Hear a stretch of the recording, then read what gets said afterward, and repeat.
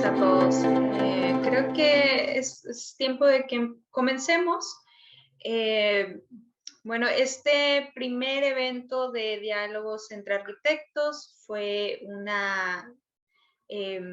un evento que Maricruz, quien es la presidenta del grupo de mujeres arquitectas del Colegio de Obregón, tenía en mente y que salió en alguna de las sesiones de que coordinó Maricruz de mujeres arquitectas, ¿no? Con el fin de que conozcamos todos los proyectos en los que estamos trabajando y que conozcamos un poco la comunidad que está en Obregón y con las que tenemos contacto, ¿no? Entonces es una forma también para invitar a otros arquitectos a que se unan al colegio, ¿no? Y abrir un poco las puertas del colegio.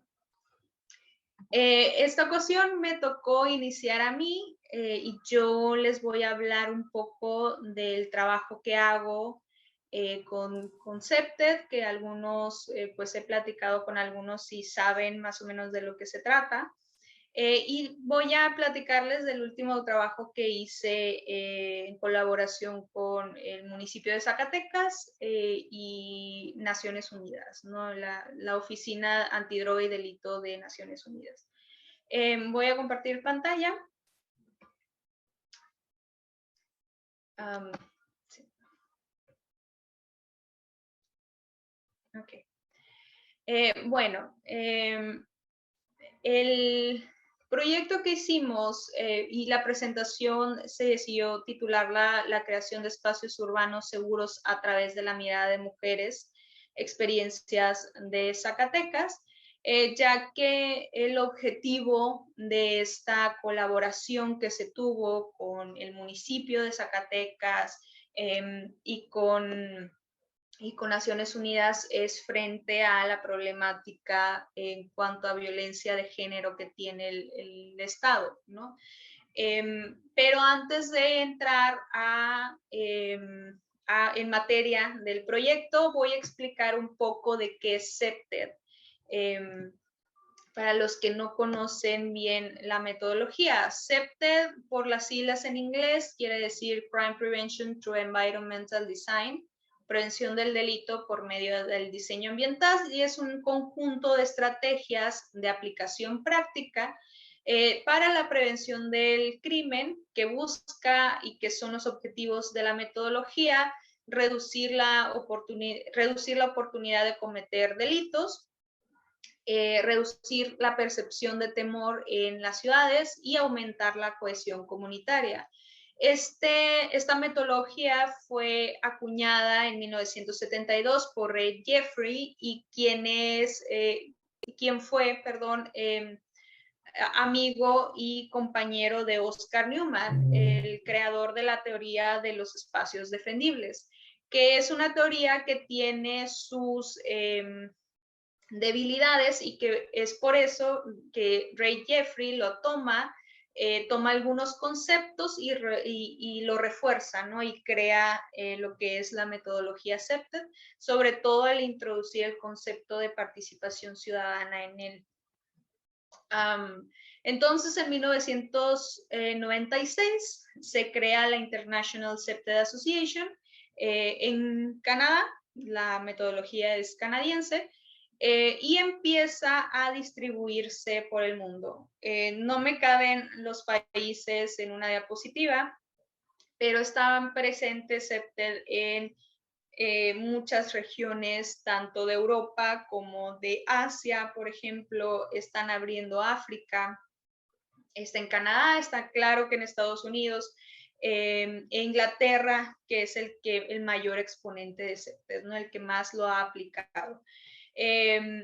Ya hace unos 20 años más o menos se introduce la metodología de CEPTED a Latinoamérica gracias a la capacitación de la doctora Macarena Rau, quien fue la persona que me capacitó a mí en Chile y que fue la primera latinoamericana en ser en conocer la metodología y en introducirla a la región latinoamericana. Y ella comienza también a expandirla por Latinoamérica. Entonces ya tenemos CEPTED Argentina, está CEPTED México, que fue uno de los primeros países que abrió CEPTED. Obviamente está CEPTED Chile, Honduras, está Ecuador, está Brasil, etcétera, ¿no? Son muchos, acaban de abrir CEPTED Perú. Y en la cuestión de México, como es un país bastante grande y CEPTED México se ha concentrado solamente en el centro del país, en el Estado de México y en Ciudad de México, entonces ya a mi regreso al país decidimos abrir CEPTED México Noroeste, que es esta asociación que pretende dar a conocer esta metodología, ¿no? y aplicarla en las ciudades de la región. Pero en sí, ¿qué es CEPTED? Bueno, CEPTED es una metodología que mediante la modificación de variables socioambientales busca reducir los delitos de oportunidad, reducir la percepción de inseguridad y aumentar la cohesión comunitaria. Y nosotros nos basamos en una teoría de la criminología, que es la teoría del triángulo del delito. Y es una forma también muy fácil de explicar por qué la metodología CEPTED puede ser integrada para prevenir el delito. Entonces, esta teoría del triángulo del delito nos dice que para que ocurra un delito se requieren tres variables, que existan tres variables. El primero es un autor motivado, la segunda es una víctima vulnerable o un blanco accesible, y la tercera es un espacio urbano con características ambientales adecuadas para que propicie la ocurrencia de este delito. Y si el espacio urbano es un factor importante y tiene características que propician la ocurrencia de delitos, quiere decir que nosotros podemos modificar esas características y evitar que pasen, ¿no? Que ocurran. CEPTED se basa en 5 principios que son globales, pero que se aplican al contexto de la intervención, al contexto social donde se va a intervenir, que es la vigilancia natural, el control de accesos, el refuerzo territorial, mantenimiento, la participación comunitaria, que es la columna vertebral, ¿no? Y voy a explicar uno por uno. Cuanto a vigilancia natural, nos basamos en el concepto de ojos en la calle de Jane Jacobs, donde ella dice que mientras más gente use el espacio público, hay más vigilantes naturales, que son las personas que viven en el entorno, y que por ende la percepción de inseguridad disminuye, así como la inseguridad misma, ¿no? Tiene mucho que ver con la iluminación, sí, sin embargo, la iluminación tiene que ser adecuadamente colocada, si no podemos tener efectos negativos en cuanto a percepción y ocurrencia de delitos. El reforzamiento territorial, que tiene que ver con posicionar símbolos que tengan que ver con la identidad de la comunidad en el territorio. Y que puede ser tanto los comerciantes de la comunidad que saquen sus productos a la calle y que de cierta forma se apropian un poco del espacio público, como el ejemplo del escudo de la Municipalidad de Santiago de Chile, que está en toda su plaza de armas y que por ende sabes que está siendo custodiado por alguien, ¿no? Y que pertenece al municipio y que está siendo cuidado por ellos, ¿no? El control de acceso, que si bien CEPTED no está en pro de cerrar parques o cerrar secciones de colonias, como lo que se está viendo un poco en la ciudad actualmente. Sí creemos que se debe de tener cierto tipo de control y el diseño te da herramientas para poner accesos sin necesariamente poner rejas, ¿no? Por ejemplo, vemos pues la representación de una calle que puso rejas y que cierra, y vemos al lado un umbral a un museo, ¿no? Que si bien no tiene puertas y no cierra, al entrar y pasar por ese umbral, tú sabes que estás entrando a una propiedad privada y tu forma de actuar cambia también cuando dejas lo público y entras a una cuestión privada, sobre todo que no es propia, ¿no? Que no es tuya. La manutención, que tiene que ver, sí, con el mantenimiento que el Estado, el gobierno nos da en cuanto a áreas públicas y a parques, etcétera, pero también mediante la apropiación del espacio público, la manutención puede recaer en los mismos vecinos cuando son cuestiones que son posibles para ellos, ¿no? Si se trabaja suficientemente este esfuerzo de apropiación y de identidad de la comunidad, los mismos vecinos se van apropiando y van cuidando el espacio público, y esto hace que los proyectos urbanos y las intervenciones urbanas que realicemos puedan ser sustentables en el tiempo, ¿no? Que no sea nada más para las familias que actualmente viven ahí, sino para las generaciones que vienen después. Y por último, la participación comunitaria, que como les digo es la columna vertebral de la metodología, puesto que cada una de las etapas que se realizan se hace en conjunto a la comunidad. Y que es la comunidad quien como usuario nos da la información más importante para poder implementar nosotros en los proyectos, ¿no? En base a la información que ellos nos dan, nosotros tratamos de plasmar sus necesidades, y que al final de cuentas sabemos, y los que son arquitectos que están aquí sabemos, que nadie sabe mejor lo que pasa en un espacio que la persona que lo utiliza. Entonces, CEPTE tiene varias herramientas que se aplican a las comunidades, donde nosotros ya sacamos de información y se pasan por filtros, y podemos analizar sus necesidades y de qué forma nosotros podemos tratar de resolver, ¿no?, esas necesidades. El ciclo del proyecto de CEPTE, de la aplicación, se parece mucho a cualquier tipo de proyecto. Tiene un diagnóstico, un diseño, una implementación y una evaluación. La única diferencia que tiene este ciclo de proyecto de CEPTE con otro tipo de proyectos es que cada una de las etapas son comunitarias. En el diagnóstico se levanta la información en conjunto a la comunidad. En el diseño se diseña el espacio en conjunto a la comunidad.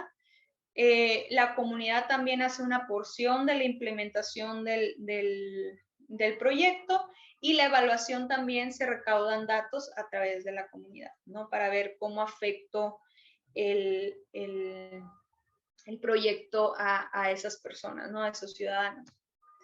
Y ya en cuanto a lo que hicimos en Zacatecas, ¿qué fue o de qué se trató?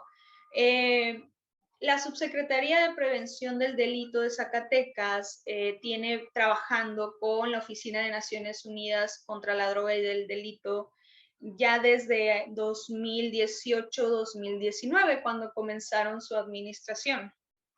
Y empezaron a formular el proyecto Comunidad de Paz, que tiene que ver con el objetivo de Desarrollo Sustentable de Naciones Unidas número 16, que es Paz, Justicia e Instituciones Sólidas. Este proyecto es un proyecto bastante grande del cual nosotros hicimos una porción, que son los puntos que se ven en la diapositiva, donde hicimos diagnósticos participativos, capacitamos en la metodología a funcionarios municipales y a personas de la comunidad y a personas de Naciones Unidas, y no elaboramos los murales, pero sí elaboramos un master plan donde identificamos en base de la información que la comunidad nos dio, dónde iban a ir esos murales, base, claro, a un análisis de lugares y de necesidades de las personas, ¿no? Entonces, CEPTED México Noroeste se une a CEPTED Región Latinoamericana y a la corporación CEPTED Región para hacer este proyecto. Y el beneficio de esto es que CEPTED Región pues son funcionarios, son personas que están en la asociación internacional, pero que están en Honduras y que tienen mucha experiencia aplicando la metodología en ese país. Y Corporación CEPTED Región está en Chile, entonces también son personas que tienen mucha experiencia aplicando la metodología. Que gracias a la tecnología podemos acercarnos todos y ampliar un poco más estas experiencias, no nada más las que tenemos en México, sino las que tenemos en otros lugares. Ahora, en cuanto a la justificación y por qué la subsecretaría está trabajando, tenía tanto tiempo trabajando con Naciones Unidas, es porque precisamente Zacatecas tiene un problema de delincuencia arrastrando desde hace ya varios años. Aquí les muestro nada más una gráfica. Cada vez que nosotros empezamos a hacer un proyecto, hacemos una base de información, no nada más de ese año, sino de 1 o 2 años anteriores, donde vemos esta secuencia de delitos, ¿no? Y en este año, en enero, por ejemplo, Zacatecas tuvo el índice más alto en cuanto a víctimas de homicidio doloso por cada 100,000 habitantes. Y esta es una tendencia que se ha mantenido desde el 2019. No nada más en cuanto a homicidio doloso, pero también en cuanto a feminicidio, en cuanto a violencia familiar, secuestros, etcétera. Entonces, es un estado que ha estado golpeado bastante por el narcotráfico, porque es un territorio que está siendo peleado por 5 cárteles de narcotráfico. Entonces, las cuestiones de violencia están muy fuertes en ese lugar. Y comenzamos con la capacitación en línea. Tanto las personas que están en Honduras como las personas que están en Chile, hacemos un programa de clases y CEPTED México Noroeste, como yo soy la representante y estoy acá, pues me toca hacer el trabajo en terreno, ¿no? Si bien las capacitaciones tienen una parte teórica bastante importante, lo fuerte es el trabajo en terreno, ¿no? Y el trabajo con comunidades. Entonces, lo que les voy a presentar va a estar más orientado al trabajo que se hizo en terreno, ¿no? Primero, bueno, el proyecto se hizo para 3 comunidades distintas, 3 municipios distintos, que es Fresnillo, Guadalupe y Zacatecas. Les voy a presentar por cuestiones de tiempo los datos de Fresnillo. Y a lo mejor les doy algunas conclusiones de Guadalupe y de Zacatecas, ¿no? Por cuestiones de tiempo, porque el estudio es un poco amplio también. Entonces, Fresnillo Fresnillo es una ciudad del estado de Zacatecas. En el mapa de Zacatecas lo podemos ver en azul acá. Para referencia, Zacatecas es este churrito que está aquí abajo y que está al norte y que tiene muy alto índice de delincuencia y de narcotráfico, pero que además a nivel nacional tiene el primer lugar en percepción de temor. Y esto aumentó los últimos meses porque el pasado noviembre hubo un caso de un secuestro de una niña de 12 años. No sé si alguien lo vio en las noticias. Se llamaba Sofía, la niña. Fue sacada de su casa por una llamada telefónica de un supuesto maestro. La secuestraron, le piden a la familia el rescate, la familia pone la denuncia y encuentran a la niña 11 días después en uno de los baldíos de Fresnillo, en un área que está inhabitada. La encuentran asfixiada y con símbolos de acoso sexual.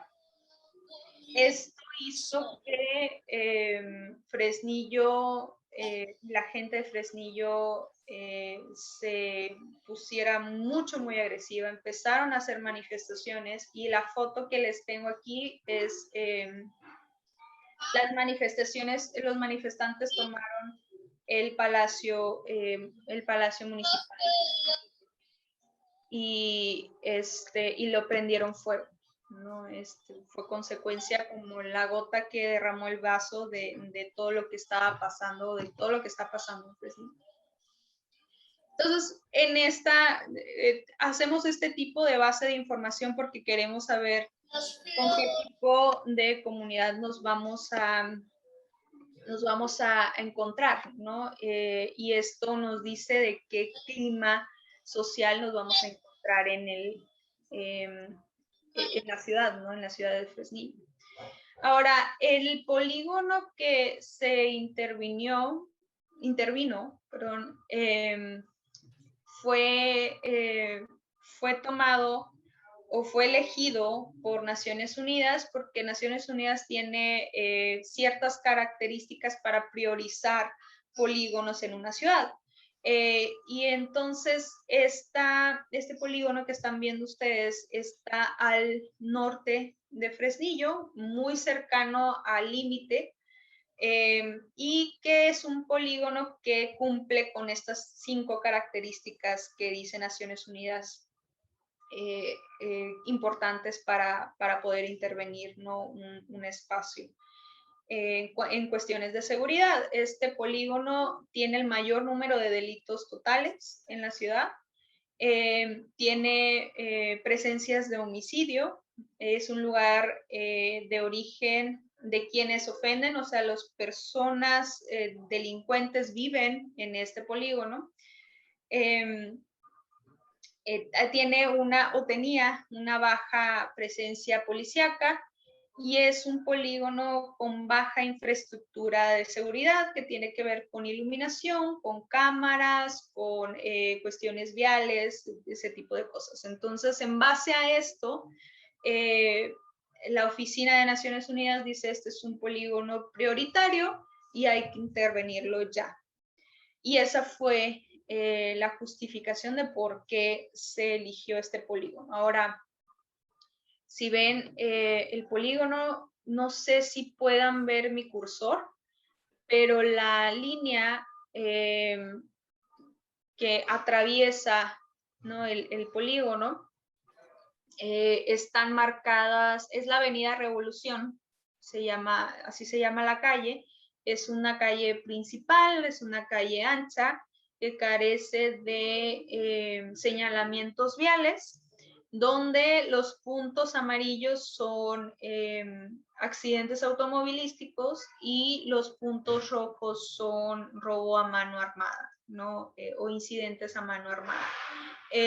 Cuestiones de homicidios, por ser un tema bastante delicado, no se incorporan a esta presentación, pero que están en el análisis final en el informe, ¿no?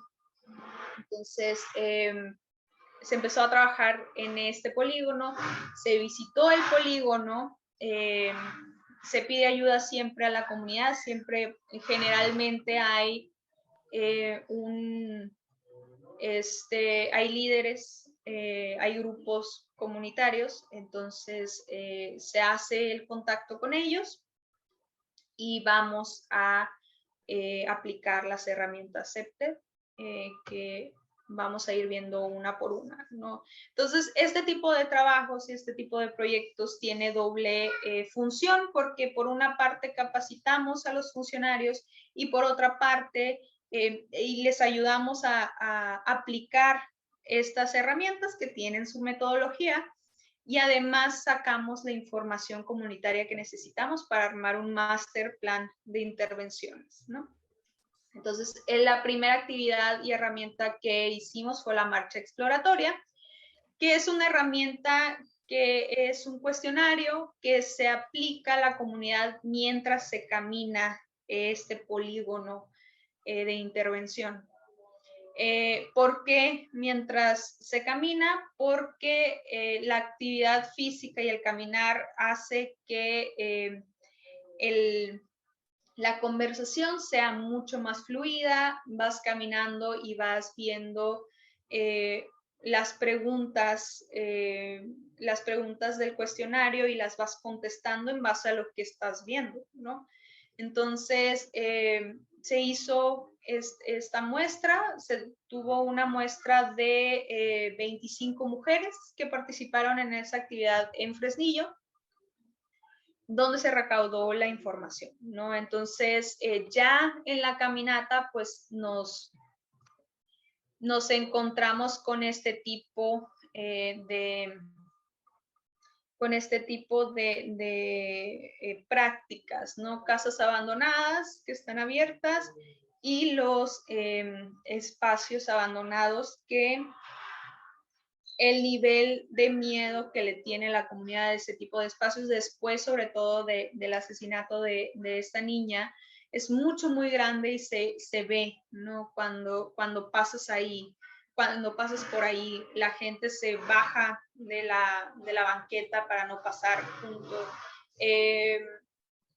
porque ya los tienen etiquetados como lugares donde aparecen cuerpos de personas desaparecidas, ¿no?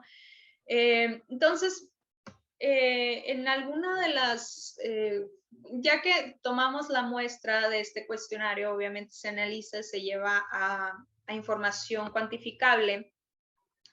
Y las cosas que encontramos aquí, para ser igual muy breve, les pongo dos ejemplos. Cuando les preguntamos por la iluminación, que es un tema que ya habíamos identificado anteriormente, que era problemático, la mayoría, el 66% contesta que es pobre y el 33% restante contesta que muy pobre. Entonces, ya es un tema que está identificado por el gobierno y es un tema también que la comunidad identifica como problemático.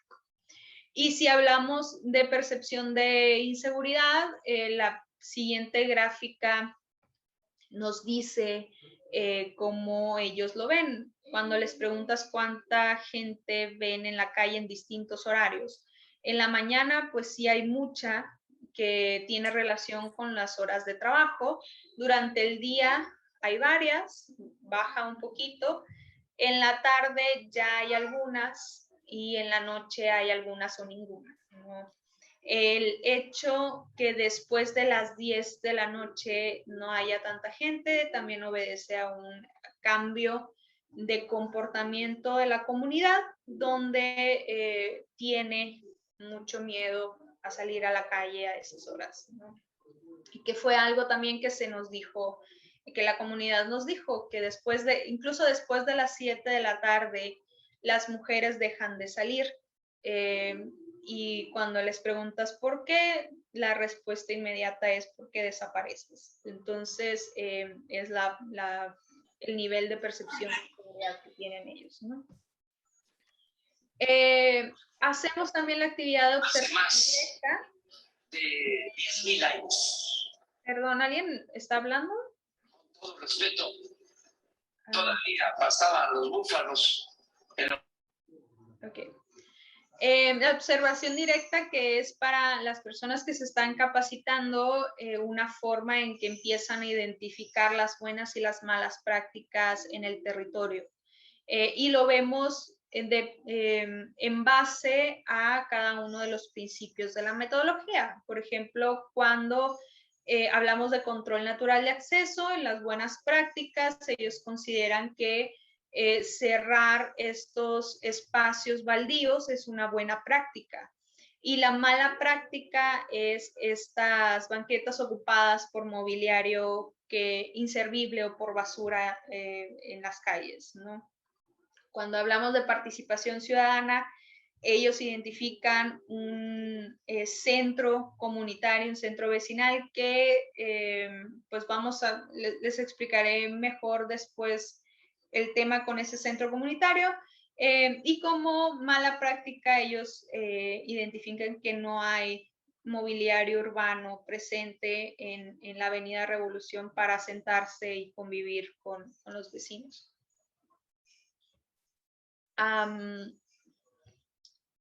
En cuanto a vigilancia natural, como buena práctica, identificaron algunas casas que tienen ventanas permeables hacia afuera, lo que permite la vigilancia natural. Sin embargo, hay bardas también de casas que no tienen esa permeabilidad, que están cerradas, que no tienen ventanas y que los portones son cerrados. En cuanto a reforzamiento territorial, hablamos un poco de esta presencia que tienen los comerciantes, los pequeños comerciantes del área, para sacar sus productos al espacio público, ¿no? Que tiene un poco que ver con el apropiamiento también del espacio. Y en malas prácticas sale de nuevo estos espacios abandonados, y que no hay una certeza acerca de la legalidad o la propiedad legal de este tipo de territorios. Y en cuanto al mantenimiento, identifican como buena práctica la poda de árboles y como mala práctica la presencia de basura en la calle. Otra de las herramientas que se aplicaron fue el taller de dibujo, que es una herramienta que busca obtener información del inconsciente del habitante urbano. Y independientemente de su edad, se puede aplicar para personas adultas, pero es preferible aplicarlo con niños porque los niños tienen menos filtro en su psicología de lo que debería de ser un buen espacio público o no. Entonces, como no tienen tantos filtros, cuando nosotros les preguntamos, sueña, en este caso, tu Avenida Revolución, ellos empiezan a plasmar sus necesidades ambientales. Antes de lo que cualquiera de nosotros podríamos pensar que necesita ese espacio. Entonces, aquí tuvimos una muestra de 39 dibujos de niñas y niños de entre los 40 y a los 17. Esta muestra nosotros lo pasamos por una serie de filtros donde se analizan y vemos e identificamos las necesidades prioritarias en este caso de estos niños, ¿no? Y los resultados nos llamaron mucho la atención. Aquí hay un par de dibujos nada más, donde se ve, y que fue algo que se repitió mucho, donde se pedían parques y canchas y la carretera o la calle sin baches y con toques. Entonces, si vemos en esta primer en esta primera gráfica, aquí vemos las repeticiones, ¿no? De cada uno de los elementos. La calle sale como principal porque al final de cuentas pedimos que nos dijeran cómo querían la Avenida Revolución. Pero además de eso nos piden parque, árboles y luminarias. ¿Por qué llama la atención ese resultado? Porque el centro comunitario, que fue donde nosotros implementamos todas las herramientas y donde la comunidad se reunió, tiene parque y tiene árboles y tiene iluminación. ¿Y qué pasó ahí? Resulta que este centro comunitario se convirtió en un C5 y dejó de ser centro comunitario y se metieron ahí a un grupo de policías que paradójicamente está liderado por una mujer. Digo paradójicamente porque hicieron de lado a la comunidad y ya no los dejan entrar. Entonces, por eso los niños identifican esta falta de espacios públicos. Dejaron de tener ese espacio, que es un espacio bastante bueno, con aulas para talleres, con el techo, con un techo muy amplio en una cancha, etcétera. Y empezaron además a cobrar a la comunidad para entrar al centro comunitario. Entonces, cuando vemos que los niños dibujan el parque, la cancha, obedece a esa necesidad que tienen de estos espacios y además, por ejemplo, esta niña de 16 años nos puso un gimnasio. También el centro comunitario tenía un gimnasio gratuito. Empezaron a cobrar para utilizar el gimnasio. Que debería de ser y es para la comunidad, ¿no? Entonces empezamos a ver este tipo de cuestiones en los dibujos y ya tuvimos después pues las razones de por qué, ¿no?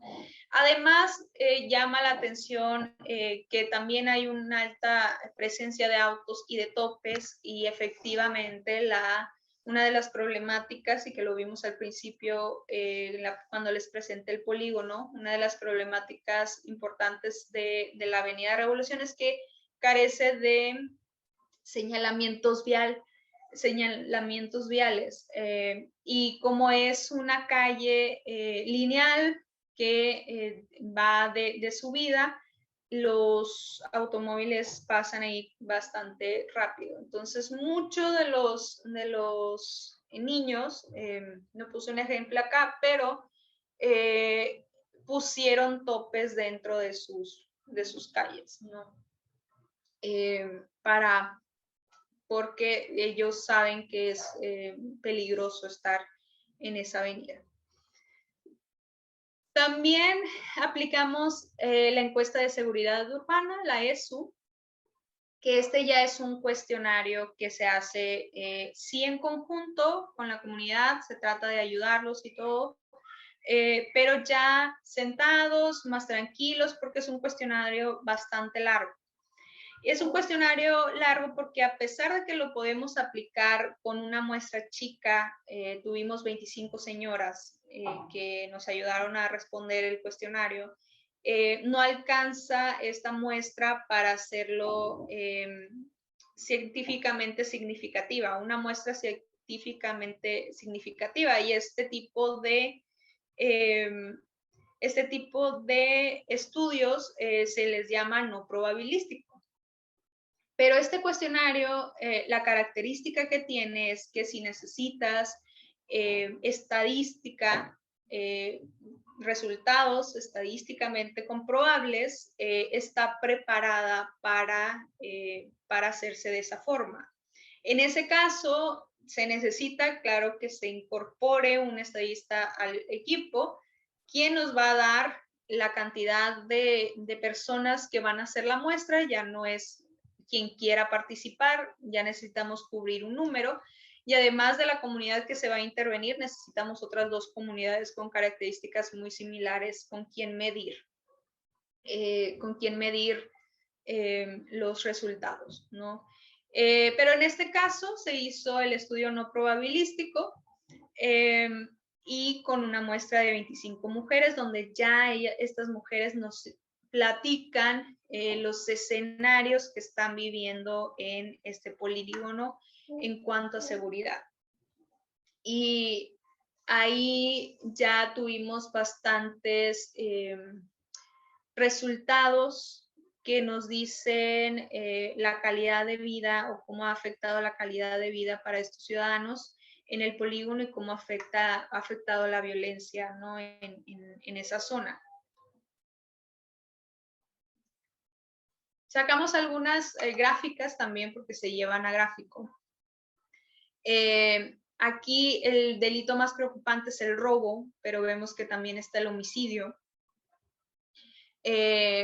Cuando les preguntamos dónde se localiza la inseguridad, la mayoría de las personas dicen que en la calle.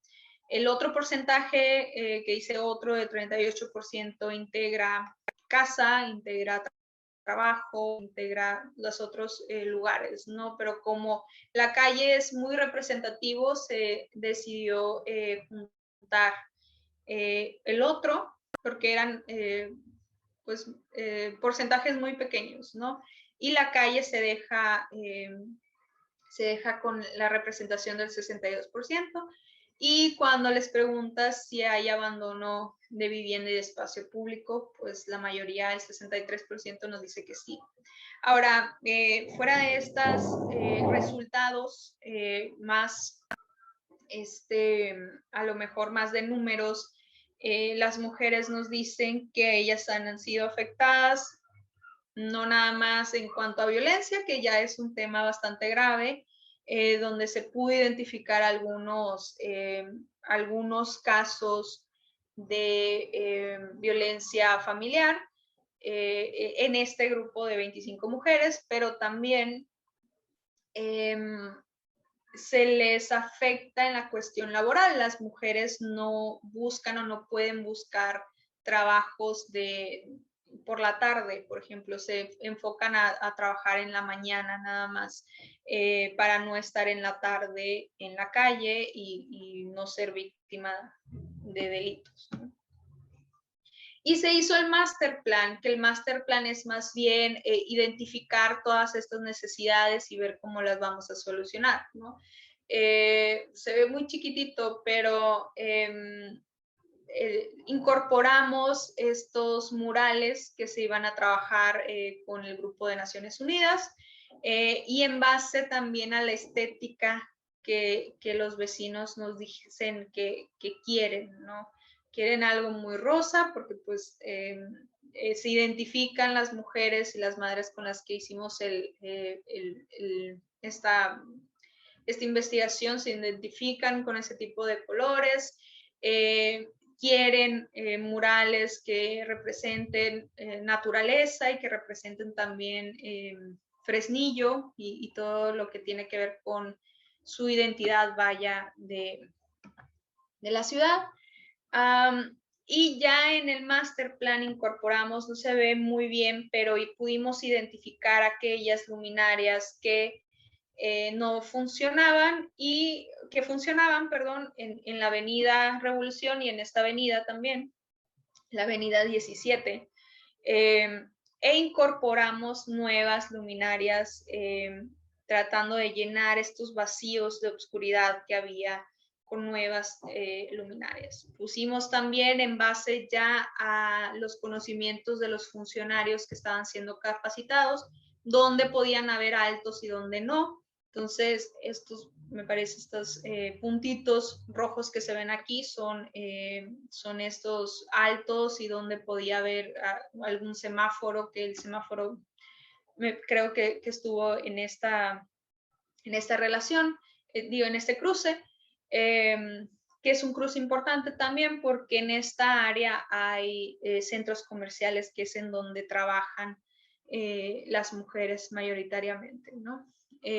También acá llegamos a completar un poco donde no había iluminación con luminarias que ya estaban propuestas para este para este proyecto, pero que nosotros supimos colocar más o menos en donde, de acuerdo a los resultados que tuvimos en la marcha exploratoria con los vecinos, ¿no? Que identifican muy bien qué luminarias funcionan y cuáles no. Para referencia, este cuadro, este verde que está acá abajo, es el centro comunitario que dejó de ser centro comunitario, ¿no? Entonces, nosotros entregamos la identificación de los temas, de cómo se van a resolver las problemáticas, y se entrega al municipio y ya hacen ellos un plan de intervención en cuanto a infraestructura, ¿no? En cuanto a los murales, no fue parte del proyecto nosotros identificar qué es lo que les gusta, qué les hubiera querido plasmar. Fue más trabajo del equipo que nosotros capacitamos y que se quedó en Zacatecas. En base a esos trabajos, los jóvenes que fueron los que participaron en esta actividad quisieron murales que tuvieran que ver con el skate, patinetas y patines y todo esto. Entonces, esta artista, que no recuerdo cómo se llama, pero que es de Monterrey, empieza a hacer los murales ya con la comunidad, ¿no? Y empiezan a trabajar este tipo de trabajos ya implementando las estrategias que dejamos nosotros para que siguieran. Y por último, en cuanto a conclusiones, bueno, vimos que existe esta relación entre la falta de infraestructura de seguridad, que en este caso es la iluminación, y las incidencias de delitos que existen en el lugar.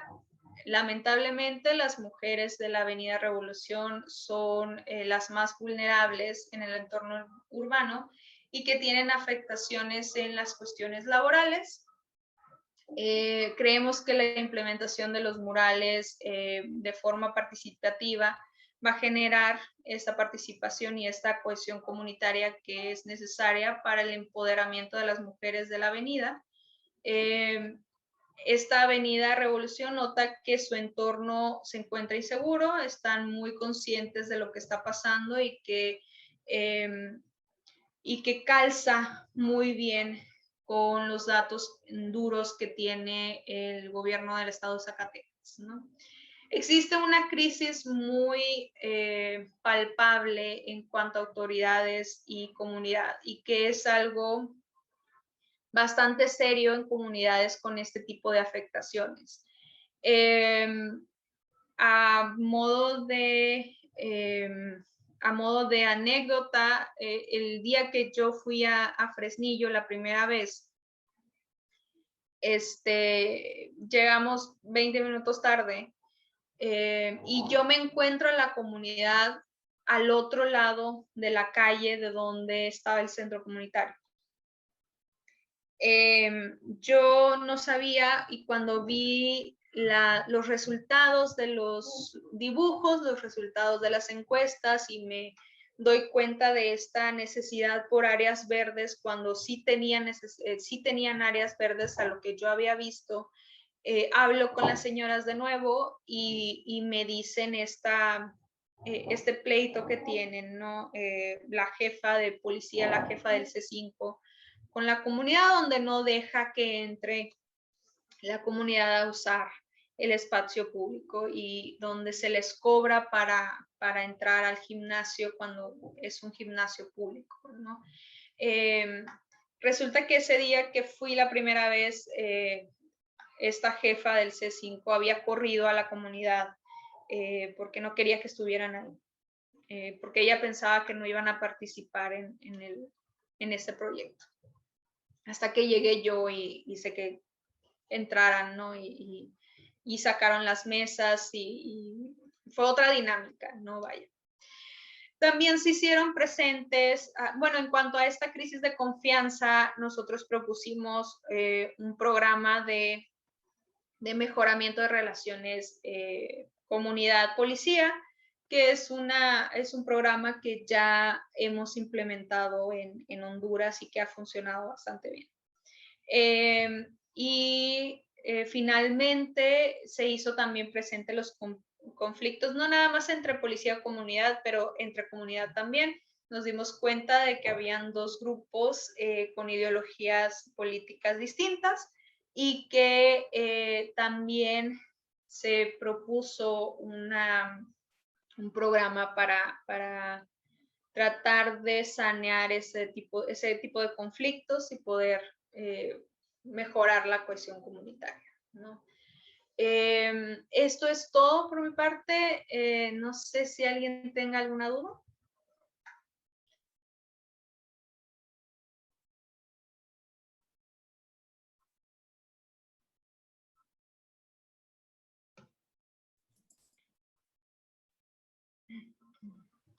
Bueno, pues yo, Melissa, nomás felicitarte por el trabajo que has venido desarrollando.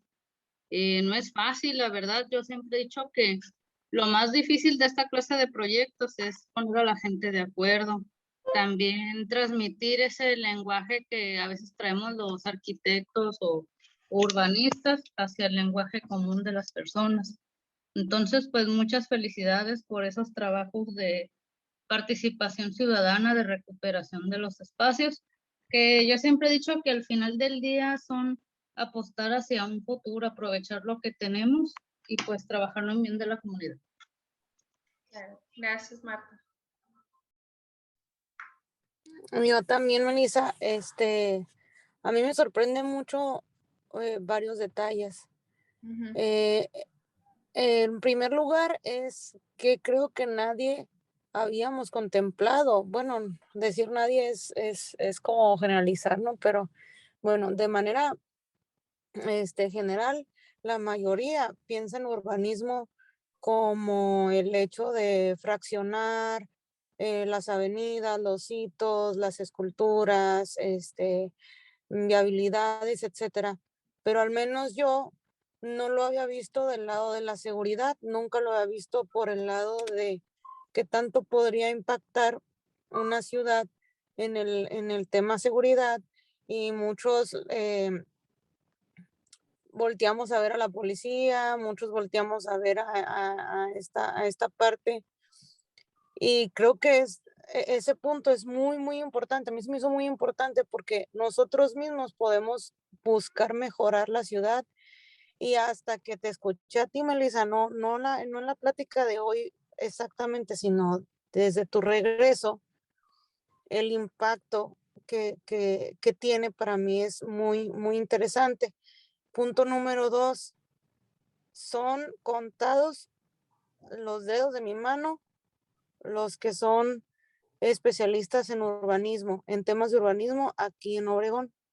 Entonces, te agradezco muchísimo que tengas esta apertura para tú poder decirle a Ciudad Obregón que realmente necesitamos personas capacitadas como tú y especialistas como tú para empezar a mejorar nuestra ciudad, y no nada más con temas de bacheo. No, urbanismo no tiene, no nada más son temas de bacheo ni semaforización, o sea, es tema de muchas áreas, y creo que gracias a estos temas y gracias a estas pláticas y gracias a todas las intervenciones que has tenido tú, se está logrando el hecho de que se voltee a ver para acá, para este lado. Y ya para culminar, pues te agradezco siempre tu disposición por estar apoyando al colegio, apoyando la parte académica y apoyando al gremio. Te agradezco, Melissa, muchas gracias. Gracias, yo creo que sí, en general, cuando escuchamos urbanismo, nos imaginamos obra dentro de la ciudad, así como cuando hablamos de arquitectura, nos enfocamos a la construcción de edificios, pero creo que ambas carreras tienen mucho potencial en cuestiones sociales, no nada más en delincuencia, pero en cuestiones sociales de mejoramiento de la calidad de vida, de mejoramiento de de las casas, vaya, de la habitabilidad y todo eso. Entonces, creo que hay, a lo mejor nosotras como maestras, hay un par de maestras, 3 maestras acá, tratar de incentivar también nuevas generaciones a que volteen a ver lo social dentro de la carrera, ¿no? Que también es posible hacerse, ¿no? Pero gracias, Jordana. No sé si hay otra pregunta. Pues yo sí quiero felicitarte. Me gustó mucho pues todos los estudios que hicieron y creo yo que realmente es la base del urbanismo, ¿no? ¿Por qué? Porque pues es recolectar acuciosamente las necesidades reales de cada lugar, de cada comunidad, de cada ciudad, de cada barrio, de cada, no sé. Y creo que eh, pues no habíamos pensado como dice Jordana, pues no habíamos pensado en eso, siempre pensábamos en bonitas calles, y la iluminación y el cruce y el paradero de camiones y lo que sea. Pero el resultado de esta investigación, lógicamente, va a dar más ideas de proyecto para contribuir a las comunidades, ¿no? Y creo que nuestra ciudad y todas nuestras pueblos y comunidades a la redonda aquí adolecen de eso que estás hablando tú. O sea, por ahí es donde hay que empezar primero y de ahí se hacen los planes, como dijiste, plan rector, no sé cómo le llamas, plan o master plan, el master plan de cada comunidad, cada barrio, y creo que esa es la medida que se puede ir haciendo conciencia de la necesidad que existe, y es real aquí la cantidad de asesinatos y de descabezados y de todo eso se da mucho también por eso, ¿no? O sea, hay que voltear a ver los inicios para poder beneficiar las comunidades. Yo te felicito y pues felicidades por ese trabajo que no es fácil. Eso de andar juntando a la gente y sacando, recolectando la información, no es fácil. Eso se necesita vocación, se necesita eh, pues, algo de psicología, ¿no? Para poder recolectar esa información y paciencia sobre todo, ¿no? Felicidades, me gustó y pues adelante. Ojalá se pudiera implementar algo aquí de eso. Gracias, Arqui. Sí, lamentablemente no ha habido, pues, alguna instancia, ¿no? He tocado el tema con varias personas, pero no, lamentablemente no se tiene, o sea, más bien la respuesta que obtuve fue ya se está haciendo, pero creo que no, no a profundidad como debería, ¿no? Ojalá pronto pueda implementarlo aquí, que al final de cuentas haber estudiado este tipo de temas fue precisamente porque estoy muy consciente de lo que pasa, ¿no? En la región. Entonces, y por eso regresé también. Entonces espero realmente poderlo implementar en la ciudad, o en Sonora, sino en la ciudad. No, pero gracias. Santos, ¿tienes una pregunta? Hola, sí. Pues buenas noches a todos. Primero, pues muchas gracias a ti, Melissa, y al Colegio de Arquitectos en general por hacer extensa la invitación, para que más personas podamos conocer, ¿no? Lo que ustedes están trabajando y presentando. Igual felicitarte primero por la parte, por el trabajo de participación ciudadana que sin duda es fundamental en cualquier proyecto social. Al final de cuentas, las ciudades efectivamente las hace la gente, ¿no? O sea, no las hacemos, las hacen los urbanistas o los arquitectos, pues, ¿no? Las va haciendo la gente. Entonces, incorporar a la comunidad es fundamental para poder implementar cualquier tipo de proyecto. Yo más bien tenía un par de preguntas. Si bien la metodología, uno de los productos finales es el master plan, mi pregunta es, digamos, es una que se divide en dos. ¿De qué manera se incorporan también las autoridades, además de decir vamos a hacer un proyecto social, ¿no?, sobre percepción del medio de la seguridad, sino qué otro tipo de participación tienen también las autoridades, o si bien parte de la metodología, o no sé, pues en algún otro caso o algo, se sugiere algún otro tipo de política pública además de la intervención del espacio urbano, ¿no? Si queda como algo, o sea, porque al final de cuentas la metodología está enfocada a intervenir el espacio urbano a partir de la participación ciudadana, ¿no? Eso está estupendo.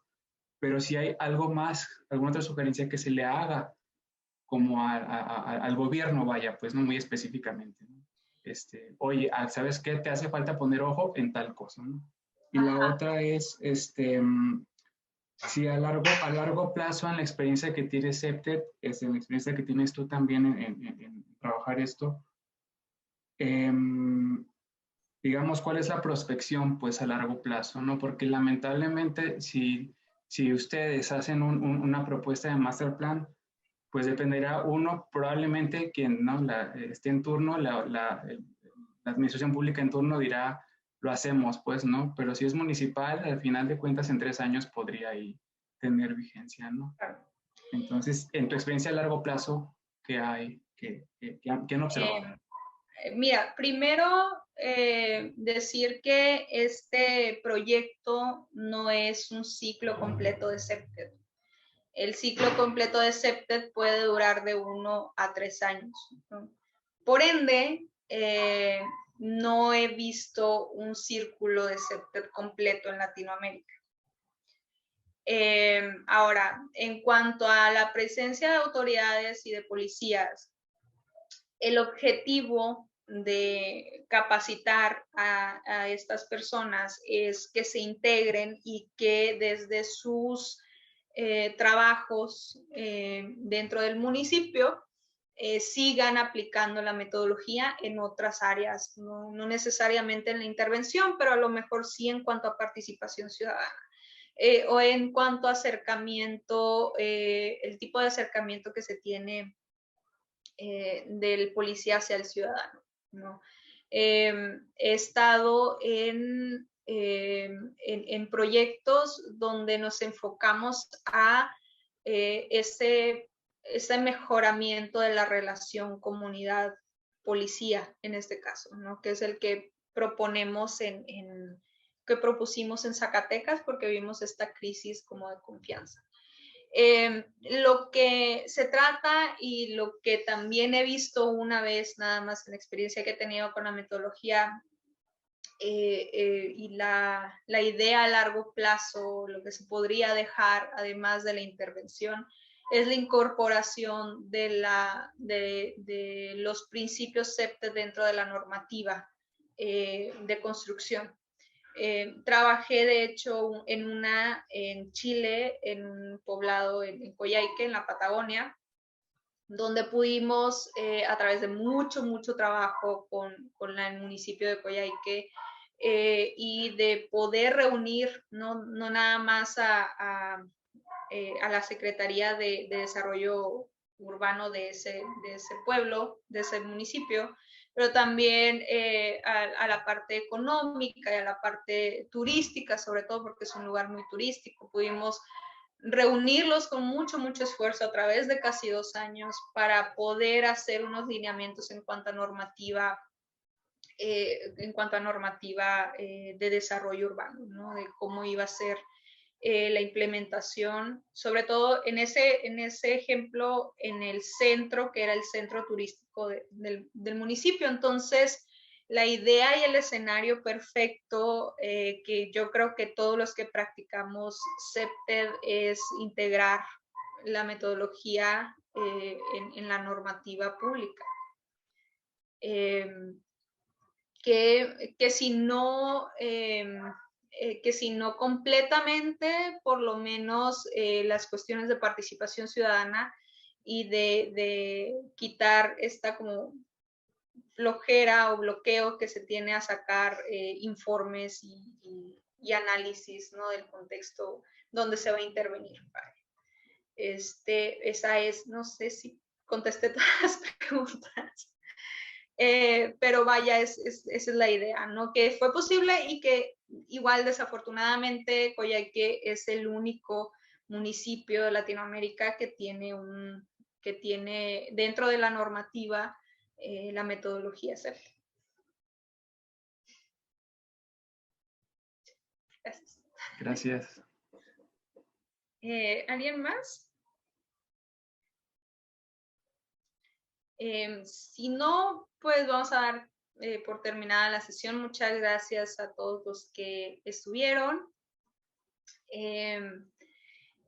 Y pues lo esperamos en la próxima charla, que ya les haremos llegar la invitación y las fechas de cuándo será, ¿no? Muchas gracias a todos y nos vemos después.